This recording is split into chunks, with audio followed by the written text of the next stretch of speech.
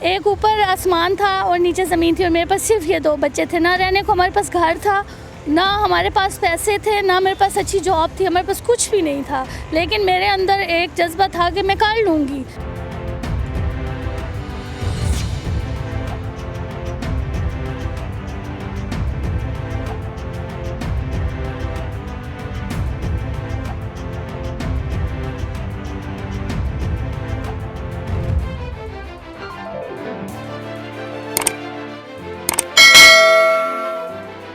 अस्सलाम वालेकुम नाज़रीन, और साफ़ डिजिटल के साथ मैं हूँ आपकी मेज़बान आमना मजीद। नाज़रीन, तारीख़ गवाह है कि मर्द ने हमेशा औरत को अपनी नफसानी ख्वाहिशात और घरेलू कामकाज के तौर पर ही देखा है। लेकिन आज हम आपको एक ऐसी ख़ातून से मिलवाएंगे, शाहरीन ज़हरा जिनका नाम है और जिनके 2 बच्चे हैं। उस खातून की 45 साल के शख्स से शादी हो गई थी, लेकिन अब वो डिवोर्स्ड हैं और एक राइडर के तौर पर इस्लामाबाद की सड़कों में घूमती हैं। आखिर वो ये काम करने पर क्यों मजबूर हैं और सिंगल पेरेंट होकर अपने बच्चों की वो तरबियत कर रही हैं, इनकी क्या स्टोरी है, इनसे जानते हैं। अस्सलाम वालेकुम। वालेकुम अस्सलाम। कैसे हैं शाहरीन आप? अल्हम्दुलिल्लाह।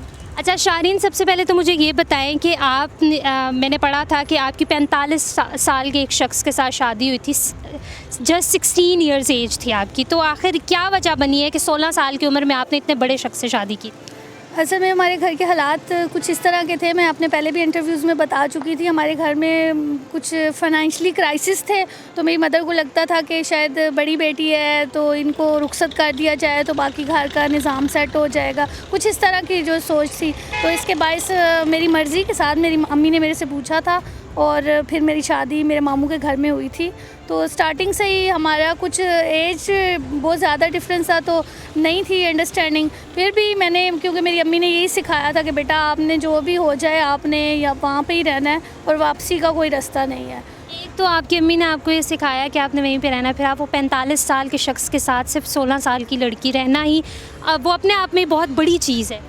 जी, लेकिन मेरी अम्मी जिस तरह के ख़यालात, पीछे देखा जाए अगर ये अब भी आप देखें तो इस तरह की बहुत सारी मैरिजेज़ हो रही हैं और हर मैरिज इस तरह नाकाम भी नहीं होती, हैप्पी भी हो जाती है। ये मेरे अपने नसीब थे कि मेरे साथ इतना बड़ा मिसहैप हुआ कि हमारी अंडरस्टैंडिंग ही नहीं हो सकी। वो पता नहीं शायद मेंटली तौर पे वो सिक थे या क्या था। बहुत मैंने कुर्बानी भी दी है, समझौता भी किया है, मैंने बहुत सोच समझ के ये फ़ैसला लिया है। और बिल्कुल जब एंड हो गया मुझे ऐसा लगा कि या मैं सुसाइड कर लूँगी या फिर मैंने पागल हो जाना है।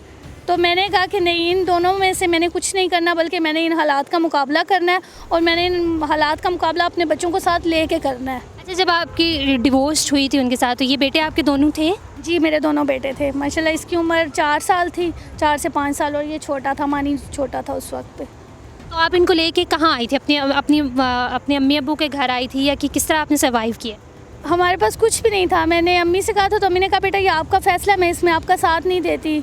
और मेरा अल्लाह ताला जानता है कि मेरा एक एक बात हल्फन है, मैं इसमें कोई भी झूठ नहीं है कि मैं कहूँ कि मैंने चैनल पे आके मैं, एक ऊपर आसमान था और नीचे ज़मीन थी और मेरे पास सिर्फ ये 2 बच्चे थे। ना रहने को हमारे पास घर था, ना हमारे पास पैसे थे, ना मेरे पास अच्छी जॉब थी, हमारे पास कुछ भी नहीं था। लेकिन मेरे अंदर एक जज्बा था कि मैं कर लूँगी, क्योंकि मैंने करना था। मेरी अपनी लाइफ ख़त्म हो चुकी थी, जब मेरी लाइफ उस वक्त ख़त्म हुई है जब मेरे बच्चे पैदा हुए हैं, तो मैंने इन बच्चों की खातिर करना था। तो मैंने कहा अगर मैं यहाँ हिम्मत हार लूँगी तो इनका क्या कसूर है, ये जो दुनिया में आए हैं, इनको मैं क्यों इस तरह छोड़ दूँ। अच्छा शाहरीन, कभी आपने ऐसा सोचा नहीं है कि बेटे तो जाहिर है उस बंदे के हैं ना, तो आपने कभी सोचा नहीं है कि इनका हक बनता है जो उससे लिया जाए?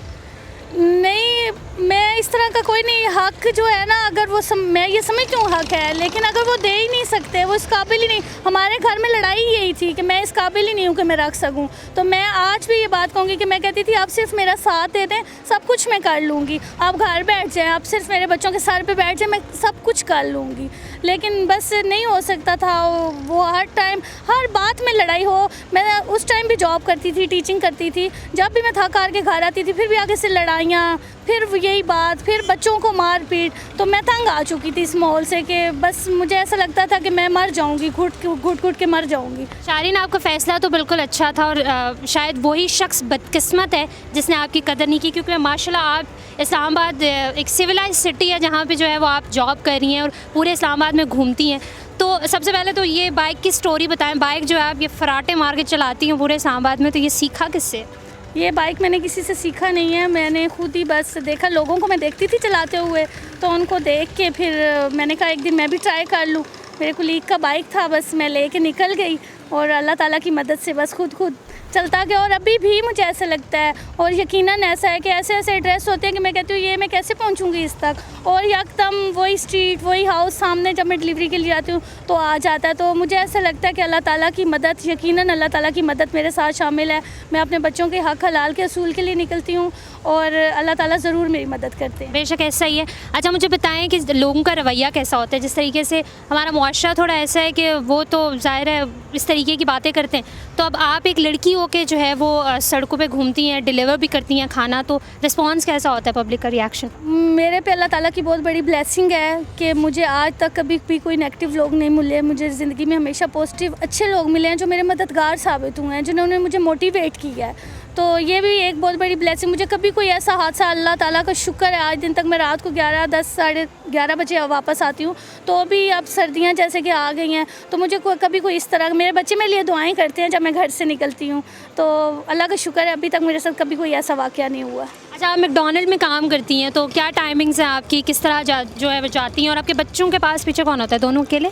जी, मैं मॉर्निंग में सुबह ऑफ़िस जॉब करती हूँ, वहाँ पे से मैं बच्चों को स्कूल ड्रॉप करके ऑफ़िस चले जाती हूँ, फिर वापस बच्चों को पिक स्कूल से करके लंच दे के दैन मैं ऑफ़िस चली जाती हूँ। सारा दिन हमारा बहुत टफ़ गुजरता है, और फिर इनको एकेडमी 5 बजे ड्रॉप करके सारी मैं मैकडॉनल्ड चली जाती हूँ शाम में। तो ये एकेडमी रहते हैं वहाँ पे, ये कुरान पाक भी पढ़ते हैं, स्कूल का भी पढ़ते हैं, वो लोग भी बहुत अच्छे हैं, इनका बहुत सा ख्याल रखते हैं। और रात को जब मैं वापस आती हूँ 10:30 पे, तो फिर मैं इनको वहाँ से पिक करके घर आ जाती हूँ। अच्छा, रात को 10:30 पे आती हैं और साथ में इन्हें पिक करके ले आती है, मतलब इसी तरीके से आप लोग मिलते रहते हैं पूरा दिन? जी, कोशिश मेरी यही होती है कि मैं जल्द से जल्द पहुँच जाऊँ कि मैं बच्चों तक, लेकिन मुझे 11 बज जाते हैं, कभी 10:30 11 बजे। फिर हम घर जाते हैं तो थोड़ी देर रात को हम गपशप करते हैं, खाना शाना खाते हैं, दिन का सारा डिस्कस करते हैं।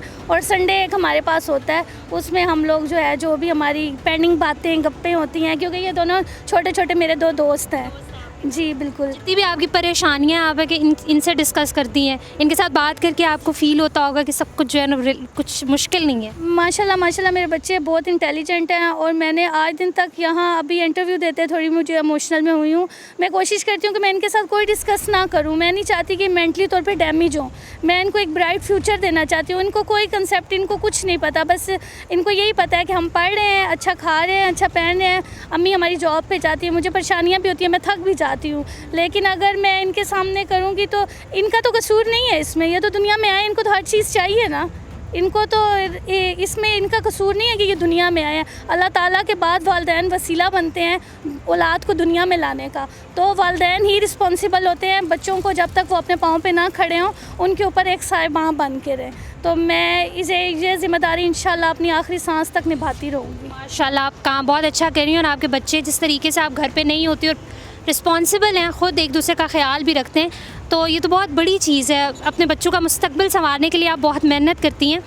तो बच्चों से तो आप प्यार करती हैं, बच्चों से हम बात करेंगे। अच्छा अशार, मुझे बताओ कि मेरी मामा तो बाइक नहीं चला सकती, लेकिन आपकी मामा तो बाइक भी चला सकती हैं, उसके अलावा क्या क्या काम करती हैं?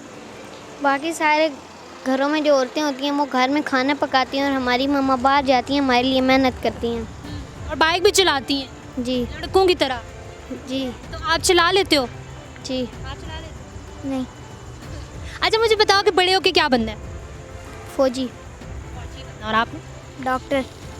डॉक्टर बनना है। माशाल्लाह, आप लोगों के प्लान्स और ख्वाब तो अच्छे खासे बड़े हैं, और इंशाल्लाह आपकी मामा जो हैं वो ज़रूर पूरा करेंगी। अपनी मामा के लिए कोई अच्छा सा मैसेज दे दो। I love you mama.